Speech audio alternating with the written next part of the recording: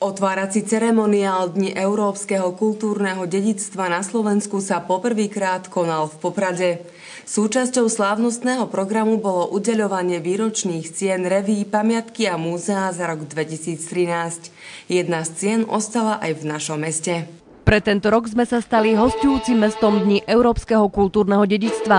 V Tatranskej galérii prebehlo v piatok slávnostné otvorenie, na ktorom sa už tradične udeľujú výročné ceny reví, pamiatky a múzea za rok 2013. Ja som veľmi rád, že sme práve v hostiteľskom meste Poprade mohli jednu cenu nechať. Ocenená bola výstava Kniežacia hrobka z Popradu za mimoriadnu hodnotu a kvalitné zrekonštruovanie exponátov s prihliadnutím na sprievodné podujatia k prezentácii nálezu. Veľmi si vážime toto ocenenie. Je zaujímavé taká zhoda okolností, že je to už druhé ocenenie časopisu Pamiatky a múzea v súvislosti s významným archeologickým nálezom Kniežacej hrobky. Riaditeľka Potatranského múzea vníma túto cenu ako záväzok, keďže úplné ukončenie konzervácie hrobky si ešte vyžaduje niekoľko rokov tvrdej práce. A verím a želám si, že sen, ktorý tu snívame už niekoľko rokov, to znamená prezentovať tento nález stálej expozícii Potatranského múzea v Poprade, sa skutočne splní. V 10 kategóriách bolo tento rok 148 nominácií. Medzi desiatkou ocenených sa ocitla aj 7-násobná olympijská víťazka.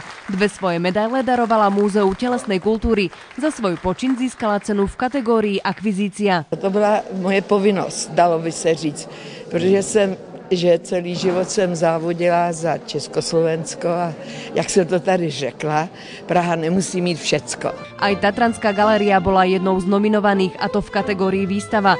Zrekonštruovaný priestor elektrárne patrí medzi technické pamiatky, ktorý je dnes miestom množstva kultúrnych podujatí. My v Bratislave sme si takmer vykantrili naše industriálne dedičstvo a Poprad, hoci je to mesto, kde sa iste tie prostriedky ťažšie zháňajú ako v hlavnom meste, to dokázal a ja môžem k tomu iba blahoželať a som rád, že tie ceny sme mohli udeľovať práve tu. Bolo príprav veľa, aj starosti, ale ak dostanete vyznamenanie od týchto kolegov, tak je to také zadozučinenie našej práce. Sme veľmi radi, že táto akcia prišla práve do mesta Poprad, že sa môžeme popíšiť všetkým tým krásnym, ktoré tu v našom meste máme.